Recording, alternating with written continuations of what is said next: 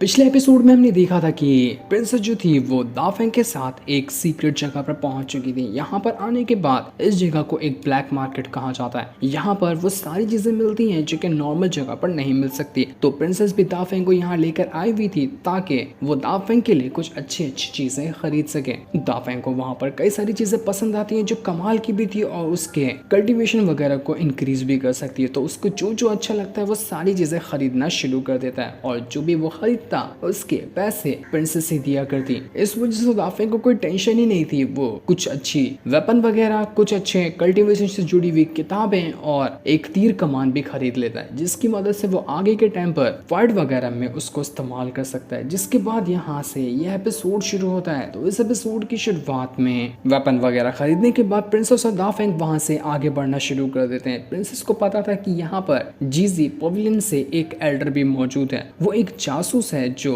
किसी भी तरह की इंफॉर्मेशन वगैरह रखा करता है। आसपास के इलाकों में जो भी इंफॉर्मेशन हासिल करनी है उसको इसी जासूस के पास आना पड़ता है और वो एकदम सटीक इंफॉर्मेशन देता है। तो तियानलों को बाकियों के बारे में जानने के लिए प्रिंसेस यहाँ पर आई हुई थी ताकि एल्डर से उनके बारे में जान सके। इसके बाद वो दोनों उस कमरे के अंदर पहुंच जाते हैं जहाँ पर जीजी पवेलियन का एल्डर रहता है। यही है जासूस। एल्डर से बात करने के लिए भी पहले कुछ सोने के सिक्के देने पड़ते हैं, तभी जाकर एल्डर से बात की जा सकती है। तो प्रिंसेस सोने के सिक्के देने के बाद एल्डर से कह रही होती है कि मैंने आपके बारे में बहुत कुछ सुनकर रखा है कि आपकी जानकारी बिल्कुल सटीक होती है। तो मैं यहाँ पर आपसे कुछ इन्फॉर्मेशन जानना चाहती हूँ। मुझे तियानलोंग और बाकियों के बारे में जानना है। उनकी लेटेस्ट न्यूज चाहिए कि वो लोग अभी कहाँ पर है और क्या आगे की प्लानिंग कर रहे हैं। तो ये सुनकर वो एल्डर कहता है कि देखिए, मुझसे बात करने की फीस आपने दी, लेकिन मुझसे कोई इन्फॉर्मेशन निकालने की फीस आपने नहीं दी है। उसकी फीस है करीब 10,000 सोने के सिक्के। अगर आप 10,000 सोने के सिक्के दोगी ना तो उसके बदले मैं तियानलोंग और जितने भी आपके दुश्मन वगैरह हैं उनकी लेटेस्ट न्यूज आपको दे दूंगा, जिससे आपको पता चल जाएगा कि उनका आगे का क्या प्लान है। ये सुनकर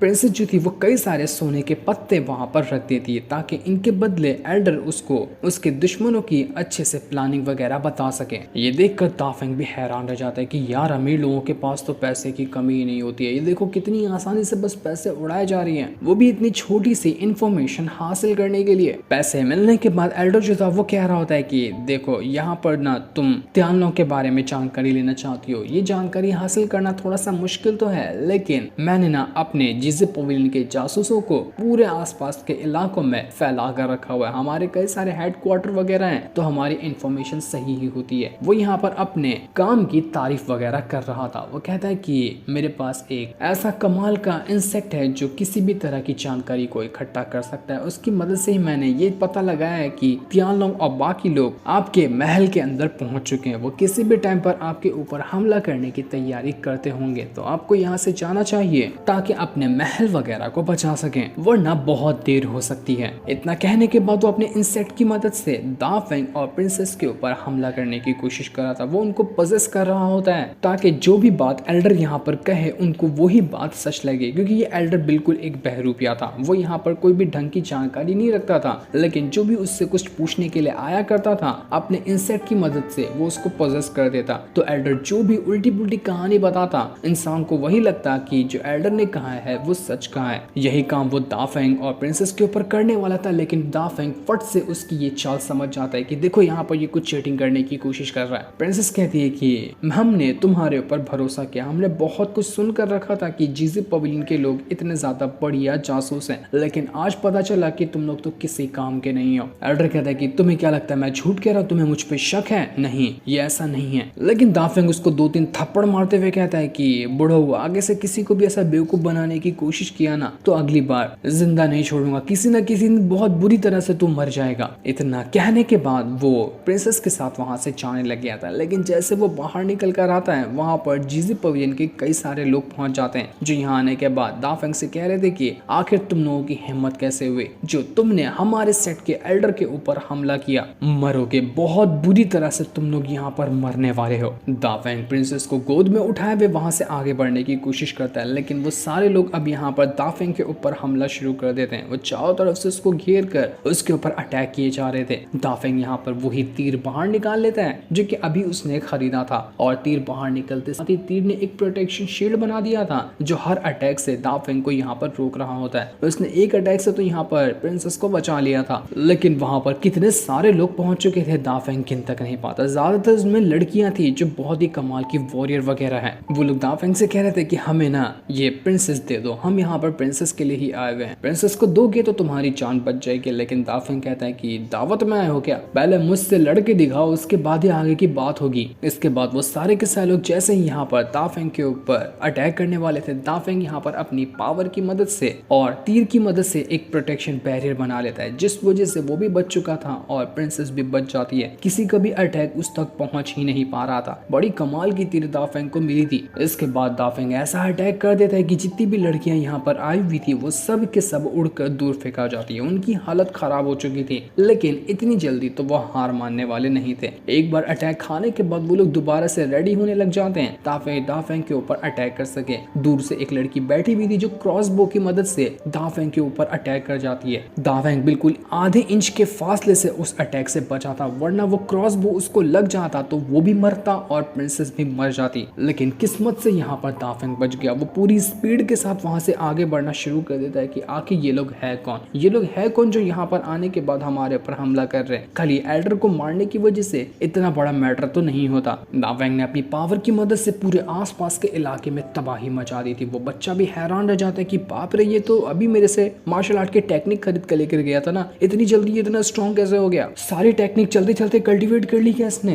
दाफेंग खुद को वापस से जायंट स्पिरिट में ट्रांसफॉर्म कर लेता है। इस वजह से वो बहुत ज्यादा बड़ा हो चुका था और उसने अपने हाथ के ऊपर रखा होता है प्रिंसेस को ताकि देख सके कि किसके अंदर औकात है जो प्रिंसेस का एक बाल तक बाका करके दिखा सके। मैं उस इंसान को जिंदा ही नहीं छोड़ूंगा। दाफेंग अपनी पावर की मदद से जमीन के नीचे से ही ऊपर की तरफ एक बहुत ही जोरदार अटैक करता है, जिस वजह से जमीन फट चुकी थी। क्योंकि ब्लैक मार्केट जमीन के नीचे बना था तो ऊपर का इलाका फाड़ कर ही बाहर निकला जा सकता है। तो दाफेंग ने पहले ऊपर का हिस्सा ही फाड़ दिया और ये चीज होते ही वहां पर बहुत बड़ा गैप बन चुका था। तो इसकी वजह से दाफेंग अब आराम से वहां से बाहर निकल कर आ सकता है। दाफेंग फट से प्रिंसेस के साथ अब ब्लैक मार्केट से बाहर आकर आ चुका था जहां पर नॉर्मल लोग रहा करते हैं। और यहाँ पर आने के बाद दाफेंग रुकता नहीं बल्कि बड़े बड़े पत्थर को वहां पर डाल देता है। इस वजह से जो रास्ता उसने तोड़ा था वो अब पैक हो चुका था। वो लड़कियां नीचे ही दब जाती हैं जो अब बाहर निकल कर नहीं आ सकती। इस वजह से दाफेंग को आराम से मौका मिल जाता है यहाँ से दूर भागने का। वो वहां से दूर आ चुका था और प्रिंसेस की भी और उसकी भी जान पूरी तरह से बच जाती है। लेकिन जैसे वो बाहर आया था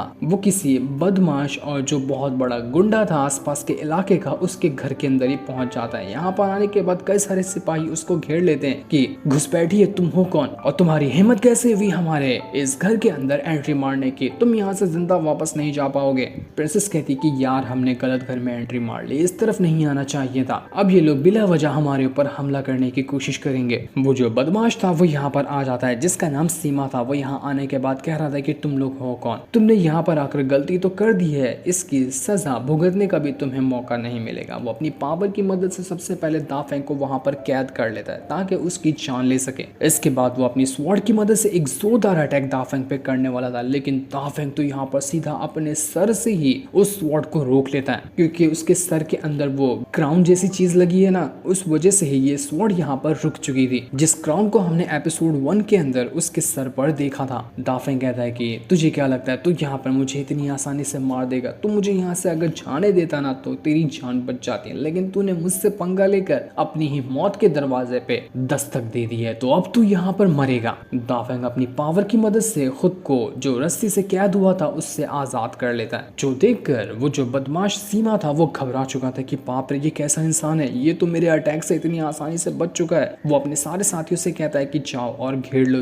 इसको यहाँ से जिंदा वापस जाने ही मत देना, कुछ भी क्यों ना हो जाए हमें इसको पकड़ना ही होगा। तो सारे के सारे लोग मिलकर दाफेंग के ऊपर अटैक करने की कोशिश करते हैं, लेकिन दाफेंग ने खुद की जायंट स्पिरिट को समन कर लिया था। वो बहुत बड़ा होने के बाद जैसे जमीन पे पैर मारता है सभी वहां पर हिलने लग जाते हैं क्योंकि पैर मारने से भूकंप आ रहा था। दाफेंग कहता है कि मैंने तो अभी तक के ढंग से शुरुआत भी नहीं की और देखो तुम तो ऐसे ही हवा में हिलते जा रहे हो, ढंग से शुरुआत करूंगा तो तुम्हारी तो हवा ही निकल जाएगी। इसके बाद दाफेंग अपनी पावर का इस्तेमाल करते हुए उन सभी के ऊपर अटैक करना शुरू कर देता है। वो अपने हाथ से फायर पावर निकालने के बाद उसके ऊपर अटैक किया जा रहा था, जिस वजह से सभी की हालत खराब हो जाती है। ये देखकर सीमा जो था वो वहां से भागने की कोशिश करता है कि भाई साहब भारी मिस्टेक हो गया, मैंने किसी खतरनाक बंदे से पंगा ले लिया, यहाँ से भागना ही बेहतर होगा। तो दाफेंग कहता है कि अच्छा भाग रहे हो, इतनी जल्दी कैसे भागने लग गए, मैंने तो अभी तक के तुम्हारी जान तक नहीं रही है, तुमको मारकर अपनी पहली किल जरूर पूरी करूंगा, ऐसा तो भागने नहीं दे सकता तुमको। इसके बाद दाफेंग वापस अपनी पावर की मदद से एक जोरदार अटैक सीधा सीमा के ऊपर कर देता है। सीमा अपने स्वॉर्ड की मदद से अटैक को रोकने की कोशिश करता है, लेकिन कोई फायदा नहीं होता। वो उड़कर कहां गायब हो गया था पता ही नहीं चलता। दाफेंग ने यहाँ पर सीमा का तो गेम बजा दिया था, लेकिन अब तब तक के वहां पर वो लड़की अभी पहुंच जाती है जो अंडरवर्ल्ड के रास्ते से बाहर निकल कर आ चुकी थी, ताकि यहाँ पर दाफेंग के ऊपर हमला करते हुए प्रिंसेस को ले जा सके। दाफेंग यहाँ ऐसा जोरदार अटैक जमीन पे करता है कि आसपास का पूरा इलाका ही फट चुका था, भूकंप आ गया था वहां पर, जिस वजह से वो लड़की अभी उड़कर दूर फेंका जाती है। दाफेंग एकदम गुस्से में चिल्लाते हुए कहता है कि आज के बाद किसने भी प्रिंसेस के ऊपर आंख उठाकर भी देखने की कोशिश की ना, तो इससे भी बुरी मौत मारूंगा। बेहतर यही होगा कि अपनी नजरें प्रिंसेस के ऊपर से दूर हटा लो। इतना कहने के बाद दाफेंग पूरे एटीट्यूड के साथ प्रिंसेस को लिए वहां से जाने लगता है। प्रिंसेस बहुत ज्यादा खुश हो चुकी थी कि वाह, दाफेंग ने कमाल कर दिया, दाफेंग तो सच में बहुत ज्यादा पावरफुल बन चुका है। दाफेंग प्रिंसेस को गोद में उठा लेता है। अब वो लोग वहां से आगे बढ़ने लग गए थे। रास्ते में तो प्रिंसेस बस दाफेंग को देखे जा रही थी कि सच में दाफेंग जैसा दोस्त अगर हमारे पास होना तो हमें किसी भी चीज की टेंशन लेने की बिल्कुल भी जरूरत नहीं है। इसके बाद दाफेंग और प्रिंसेस वहां से उसी कमरे में आ जाते हैं जहां पर जूडी और बाकी उसका इंतजार कर रहे थे। वहां पर आने के बाद प्रिंसेस जो होती है वो सीधा जूडी से कहती कि जूडी एक लेटर बनाओ और उसको सीधा महल की तरफ भेज दो। लेटर में ये लिखना कि ब्लैक मार्केट के अंदर जीजी पवेलियन का जो एडिटर बैठा हुआ है ना, वो लोग हमें सिर्फ गलत इन्फॉर्मेशन देते हैं। हमने बहुत ज्यादा मदद की है जीजी पवेलियन के लोगों की, और ऐसा कैसे वो लोग हमारे ऊपर ही गद्दारी कर रहे, वो लोग हमें गलत इन्फॉर्मेशन कैसे दे सकते हैं। ये लेटर में लिखना कि आज के बाद से कभी भी जीजी पवेलियन वालों को 1 रुपया ना दिया जाए, हम कोई मदद नहीं करेंगे अब से जीजी पवेलियन वालों की। ये सुनकर जूडी भी हैरान रह जाती कि आखिर वो लोग हमारे को ऐसी गलत इन्फॉर्मेशन से दे सकते, वो हमारे साथ तो काम किया करते थे, हमारे ही सेट के वो एक जासूस वगैरह की तरह काम करते थे। इसलिए वो लेटर लिखने के लिए चली जाती है। इसके बाद प्रिंसेस जो थी वो अपनी सिपाही से कहती है कि जाओ और अपने जितने भी पावरफुल जो सिपाही वगैरह होंगे ना, उन सभी को रेडी करना, ताकि वो लोग जीजी पवेलियन पे जाकर उनको उनकी औकात दिखा सके। उन लोगों ने आज हमारे ऊपर हमला किया है, ऐसे ही उन्हें छोड़ दिया तो आगे वो कुछ और भी कदम उठा सकते हैं, तो इसलिए मुसीबत को बढ़ने से पहले ही जड़ से खत्म कर देना बेहतर होता है। जिस पर वो सिपाही कहती कि ठीक है, जैसा आप कहेंगी वैसा ही होगा। इसके बाद वो भी बाकी सिपाहियों को इकट्ठा करने के लिए चली जाती है। जो सीन दिखाते ही ये एपिसोड यहीं पर एंड हो जाता है।